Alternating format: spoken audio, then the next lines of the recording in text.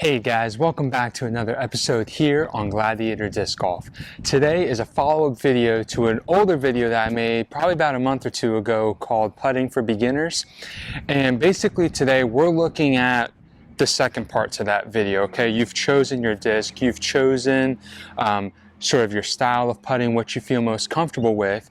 And now today we're going to talk about what you need to do once you've decided on those things, once you've sort of found what you're most comfortable with. Make sure if you haven't already done so, that you like this video and subscribe and hit that notification bell so that you can be notified the next time a video comes out.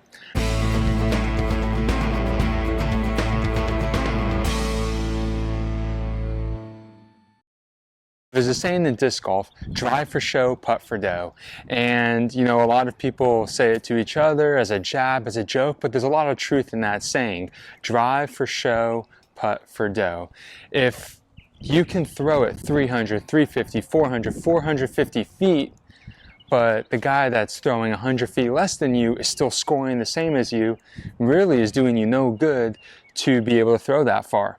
Okay, and that's the driving for show part. It gets the people pumped up, it's fun to watch, it's incredible to watch someone launch a disc 400 feet, but if you can't go and make the 20-foot putt for birdie, what good is being able to throw that far? If the only time that you're practicing your putting is when you're on the course, playing around, even if it's a casual round, your putting's never really going to get better. There are 4 steps to becoming a great putter, or really 4 strategies that you can use to become a better putter.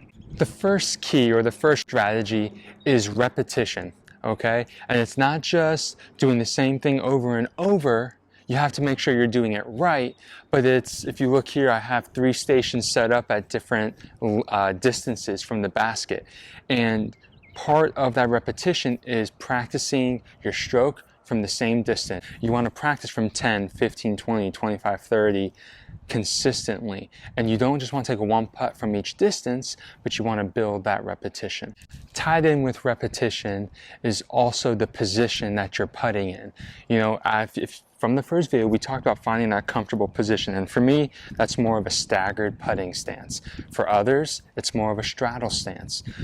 But if you've played around a disc golf, you know that not every single putt of yours is in the most comfortable position.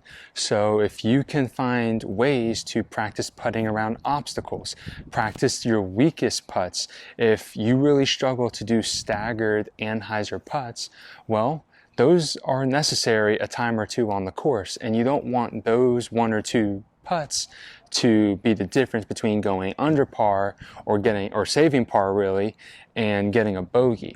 So you want to be comfortable in all aspects of putting. So you want to practice both what you're strong at and also your weaknesses as well. The third thing is sort of just a simple tip, but it's very important. It kind of ties in with the previous 2 things we're talking about, and that is starting small. You want to start small and dominate the close distances. Every time you step to a 10 or 15 foot putt, you want it to be a 95, 99, 100% chance that it's going in.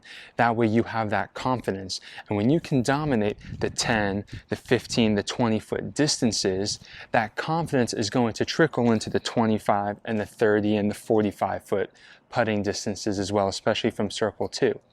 But that confidence is going to leak into, you're not going to be overthinking your putting stroke, okay? The last thing you want to do from a 30-foot putt is be overthinking every small aspect of your putt. You want to make sure that you just step up and you feel confident. And you can build that confidence by making sure you knock down all those short putts consistently in practice. Never skip the 10-foot putts. The last thing that I want to talk to you guys about before I show you some drills that you can do to help you is to practice with a purpose. If you do it once a month, practicing your putting, you're really not going to be growing. If you only practice for 5 minutes, hey, it's better than nothing. But you're not going to get the growth, or you're not going to see the growth that you would if you practice for at least 15 to 20 minutes. If you can devote a solid 30 minutes to your putting a couple times a week, you're really going to see that growth in your game. Those are the 4 strategies that I wanted to talk to you guys about. Now what I'm going to show you are 3 drills that you can do to help improve your game. The first drill from 10 feet is just going to be a natural process, stepping through on each putt, doing it slowly with your natural stroke. The 3 putts from 15 feet, all right, you may have seen the challenge a few weeks ago. It's sort of that rapid putting challenge. How fast can you make 10 putts from 20 feet or something like that? We're not doing it from 20, but we're just showing you the drill. That is a great drill to pretty much take your mind out of the equation and just rely on that muscle memory. This is a drill when you're doing it rapid fire that you want to already be warmed up for, okay? So that your body has that muscle memory going. And then the third drill is from 20 feet away. You may have seen this on Paul Macbeth's Instagram story. You know, a lot of us never even thought of it. If you have your own practice basket, taking the chains off and just putting at the pole. And something that Paul Macbeth talked about and why he loves the drill so much is that it not only teaches you how to gauge the distance, but it teaches you to get the right touch. Because if you just smack the chains, well, that's great. But how many times is it going to pop out when you smack the chains and it hits the pole and bounces out? So that drill is going to teach you to have the right touch to hit the pole, to get the disc to stop, and then to fall into the basket.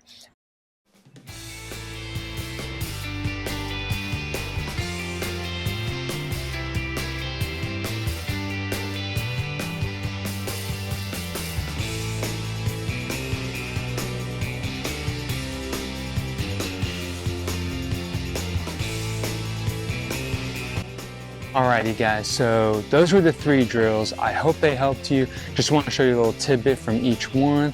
They can be super useful and helpful. Alrighty guys, thanks for all you do and have a great round.